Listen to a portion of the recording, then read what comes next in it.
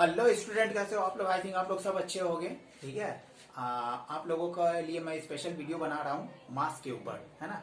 आप लोगों को मैं पहले बता देता हूँ कि आप लोग मेरे चैनल को जरूर सब्सक्राइब करिए, क्योंकि स्पेशल थैंक्स देना चाहता हूँ आज तक को चैनल को जिन्होंने मेरा चैनल सब्सक्राइब किया। ठीक है, चलते टॉपिक के ऊपर। आज क्या पढ़ते हैं? तो आज का टॉपिक है हमारा मास। क्या मास होते क्या है, कैसे इनको फाइंड आउट करते हैं, किस चीज के लिए इनको फाइंड आउट करते हैं, इनका फ्यूचर में पर्पस क्या होता है। ठीक है, तो ये तो देखिए, इसमें आखिर मास निकलते हैं किसके, किसका कौन सा ऐसा सब्सटेंसेस है जिनके लिए हम लोग मास फाइंड आउट करते हैं ना। तो उससे पहले हम लोग पढ़ते हैं क्या, एटम्स के बारे में। ठीक है, तो एटम्स होते हैं क्या? तो an atom is the smallest unit of the ordinary matter that form a chemical elements. ठीक है, ये एटम्स जो होते हैं ना, ये क्या होते हैं? ऑर्डिनरी मैटर्स होते हैं और ये केमिकली एलिमेंट का फॉर्मेशन करते हैं। ओके, तो यहाँ पर आपका हो गया क्या, मैटर्स होते हैं क्या, यानी कि मैटर आर दो substances which has capacity to occupied space and have certain masses. ठीक है, और ये मैटर्स जो होते हैं ना, वो बने होते हैं किस चीज के? एलिमेंट्स के बने होते हैं। ओके, अब हम लोग बता देते हैं एलिमेंट्स क्या है। वो सारे के सारे सब्सटेंसेस जो कि एलिमेंट्स और एटम से मिलकर बने हुए हैं ना, वो कहलाते हैं एलिमेंट्स। ठीक है, आज के समय में टोटल एलिमेंट्स जो होते हैं वो कितने हैं? आपका 118 एलिमेंट्स है उनमें से। ठीक है, 118 एलिमेंट्स में 92 एलिमेंट्स ऐसे हैं जो नेचुरल है, बाकी सारे के सारे लेबोरेटरी में एग्जिस्ट करवाए गए। ठीक है, ओके, देखिए, every solid, liquid, gas and plasma are composed of the natural और आयोनाइज्ड एटम। ओके, ये न्यूट्रल और ionised atom. Atom are extremely small, बहुत छोटे होते हैं, बहुत छोटे। ठीक है, इनका पावर जो होता है करीब करीब इनका ये 100 पिकोमीटर के बराबर होता है। ठीक है, तो ये हो गया एटम्स के बारे में। अब देखिए, हम लोग यहाँ फाइंड आउट करेंगे क्या, atomic mass, molecular mass, average mass, formula mass, empirical formula, ये फाइंड आउट करते हैं। ठीक है, ओके, चलिए देखिए, याद रखिएगा, एटम का जो 99% स्पेस जो होता है वो ऑक्यूपाइड नहीं होता है, खाली रहता है, स्पेस एम्प्टी रहता है। 1% में ही आपका न्यूक्लियस एग्जिस्ट करता है। ठीक है, याद रखिएगा, एटम का जो रेडियस होता है ना, करीब करीब 5 किलोमीटर के बराबर होते हैं। ओके, चलिए देखते हैं कैसे फाइंड आउट करते हैं मास। आखिर मास होते हैं क्या? तो सबसे पहले फाइंड आउट करेंगे किसका, mass of the atom. Okay, चलिए देखिए, mass of atom, mass of atom.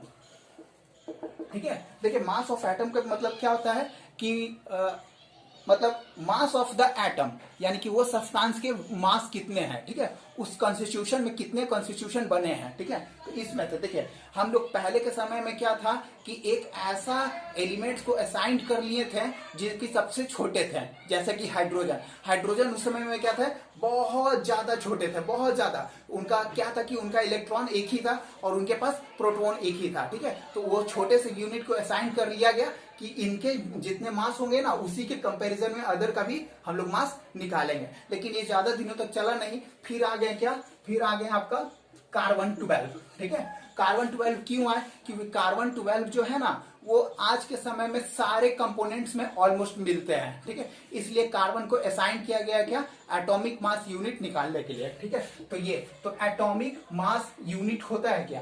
तो एटॉमिक मास यूनिट एग्जैक्टली वो मास होते हैं जो 1/12 होते हैं किसके, कार्बन 12 के। ठीक है, यानी कि 1 AMU equal to 1/12 mass of 1/12 mass of 1 carbon 12 atom, है ना। ये ओके, ये हो गया। अब यहां पर हम लोग जानते हैं क्या कि एटम्स जो होते हैं ना, ये देखिए, एटम्स जो होते हैं उसमें न्यूक्लियस होता है, और न्यूक्लियस में क्या होता है, प्रोटॉन और न्यूट्रॉन रहते हैं, और बाकी के सारे जो क्या रहते हैं, इलेक्ट्रॉन रहते हैं। ठीक है, ये इसका इलेक्ट्रॉन रहता है। तो एक्चुअली क्या होते हैं कि हम लोगों का एटम का जो मास होता है ना, वो सारा का सारा न्यूक्लियस में कॉन्सेंट्रेटेड होता है। तो जो मास होगा न्यूक्लियस का ना, वही मास होगा किसका, एटम का, क्योंकि इलेक्ट्रॉन का मास लगभग नेग्लिजिबल होता है। ठीक है, तो यहां पर हम लोग क्या करेंगे, यहां पर करेंगे क्या, 1/12। ठीक है, मास ऑफ 1/12 एटम। तो ये बने होते हैं किसके, मास ऑफ एटम, यानी कि बनेंगे क्या, मास of 1 proton plus mass of 1 neutron, है ना। तो ये अब हम लोग जानते हैं क्या कि प्रोटॉन इक्वल टू क्या होता है, mass of proton, sorry, mass of proton equal to, ठीक है, ये हम लिख देते हैं यहां पर, mass of proton equal to क्या होता है, मास ऑफ न्यूट्रॉन। ओके, तो ये हो गया। तो यहां पर क्या निकलेंगे, 1/2, है ना, और कितने कार्बन होते हैं, कार्बन में कितने इलेक्ट्रॉन्स होते हैं, सॉरी प्रोटॉन होते हैं, तो आपका होता है कितना 6। तो यहां लिखेंगे 6 मास of proton plus 6 mass of neutron. ठीक है, ये टोटल कितने हो गए 1/12, कितने 1/12 ये हो गए। तो ये कितना, सॉरी ये हो गए इतना, और ये कितने हो जाएंगे, ये हो जाएंगे 12 हो जाएंगे। अब इसको हम लोग ग्राम में कैसे कन्वर्ट करेंगे, ठीक है, क्योंकि कोई भी मास का यूनिट तो ग्राम ही वाला अल्टीमेटली होता है। तो हम लोग जानते हैं क्या कि 1 प्रोटॉन में कितने होते हैं, 1 प्रोटॉन का मास कितना होता है, 1 प्रोटॉन का मास होता है कितना 6.22 इंटू 10⁻⁻24 ग्राम होते हैं, है ना। तो 12 का कितना होगा, तो ये 12 का कितने हो जाएंगे, तो ये हो जाएंगे कितने 1/12, ठीक है 1/12 इंटू 1/12 इंटू 6.22 इंटू 10⁻⁻24 ग्राम, ये कैंसिल होकर यानी कि 6.22 इंटू 10⁻⁻24 ग्राम 1 एटॉमिक मास यूनिट के बराबर होते हैं। तो ये आप क्लियर रखिएगा, तो इसी को कहते हैं क्या, एटॉमिक मास। ओके, अब इसमें एटम्स के तो क्लियर हो गए, ठीक है। चलिए अब देखते हैं क्या आपका सेकंड है मॉलिक्यूलर मास किसको कहते हैं, है ना। चलिए मॉलिक्यूलर मास के बारे में थोड़ा सा पढ़ लेते हैं कि आखिर होते हैं क्या। देखिए मॉलिक्यूल्स होते हैं क्या, जब एक तरह के एटम्स आपस में कंबाइंड करते हैं और नेचर में एग्जिस्ट करते हैं ना, तो उसको कहते हैं क्या, मॉलिक्यूल्स। मॉलिक्यूल्स क्या कहते हैं, मॉलिक्यूल्स, यानी कि atom of the same element combined together, ठीक है। जैसे क्या हो गया, अगर आप ले लो कोई भी चीज, जैसे आप हो गया हाइड्रोजन, ठीक है, तो हाइड्रोजन प्लस हाइड्रोजन ये मिलकर क्या बनाएंगे H2, तो ये क्या हो गया मॉलिक्यूल ऑफ हाइड्रोजन, है ना। तो इनका तो इस तरह से कैसे निकालेंगे, तो मास ऑफ मॉलिक्यूल यानी कि मॉलिक्यूलर मास, ठीक है। मॉलिक्यूलर मास क्या होता है, तो मास of all atoms present in molecule, ठीक है। तो ये होते हैं, तो मास ऑफ एटम हम लोग कितना पढ़े हैं, जैसे आप मान के चलो कि जैसे कार्बन है, ठीक है, तो कार्बन मतलब कार्बन जैसे आपको ऑक्सीजन है, ठीक है, तो ऑक्सीजन है, तो ऑक्सीजन का मॉलिक्यूलर होता है क्या O2, है ना। तो इसका मास निकलेगा क्या, मास ऑफ 1 ऑक्सीजन, O2 किससे बनते हैं O प्लस O, है ना। तो ये बनेंगे क्या, तो O2, तो O2 इक्वल टू कितना हो जाएगा, ऑक्सीजन का एटॉमिक मास होता है क्या, आपका होता है 16 प्लस 16, तो ये O2 जो हो जाएंगे वो कितने हो जाएंगे 32, ठीक है, और O2 AMU होंगे, ठीक है। तो इसमें भी तो ये हो गया आपका क्या, एटॉमिक मास की जगह पर सॉरी मॉलिक्यूलर मास हो गया, ठीक है। ये तो इस तरह से हो गए। जैसे आपको एक और बता देता हूं यहाँ पर, जैसे CH4, ठीक है, तो CH4 का आपको निकालना मॉलिक्यूलर मास, तो यहाँ पर क्या करेंगे, तो लिखेंगे क्या, molecular mass of hydrogen plus molecular mass of carbon, ठीक है। तो मॉलिक्यूलर मास ऑफ कार्बन कितने होते हैं 12 होते हैं, और ऑक्सीजन का हाइड्रोजन का कितना होता है 1 होता, और ये 4 कितने हो गए 12, ये 16 AMU, तो ये मॉलिक्यूलर मास कहलाता है, ठीक है। अब चलते हैं एवरेज मास किसको कहते हैं, है ना। एवरेज मास भी आपको हम सिखा देते हैं, 11th में है पढ़ने के लिए, ठीक है। एवरेज मास याद रखिएगा, ये जो है आपको 9th से लेकर 11th तक दोनों में काम आएंगे, ठीक है। तो एवरेज मास किसको कहते हैं, एवरेज मास, ठीक है। एवरेज मास कहने का मतलब होता है क्या, जैसे बहुत सारे ऐसे एलिमेंट्स हैं जो कि एलोट्रॉप्स के फॉर्म में मिलते हैं, ठीक है। तो एलोट्रॉप्स के फॉर्म में मिलते हैं, तो वहां पर तो बड़ी दिक्कत हो जाएगा कि कौन सा हम ले, है ना। तो वहां पर क्या करते हैं, जैसे कार्बन है, ठीक है, तो कार्बन के 3 एलोट्रॉप्स है ना। तो एलोट्रॉप्स कहते हैं किसको, पहले ये समझ लीजिए। तो एलोट्रॉप्स उन एलिमेंट्स को कहते हैं जिनका की मॉलिक्यूलर स्ट्रक्चर तो सेम होता है, ठीक है, sorry molecular same atomic number होता है बट डिफरेंट मास नंबर होता है, ठीक है। तो जैसे कार्बन है, तो कार्बन का कितना होता है 12 होता है, कार्बन का 13 होता है, और कार्बन का 14। तो यहाँ पर बड़ी दिक्कत हो जाएगा, कैसे ही हम लोग कौन सा कार्बन ले, तो यहाँ पर आया क्या एवरेज मास, ठीक है, एवरेज मास। तो एवरेज मास निकालने के लिए क्या होता है, mass mass of all allotropes divided by number of allotropes.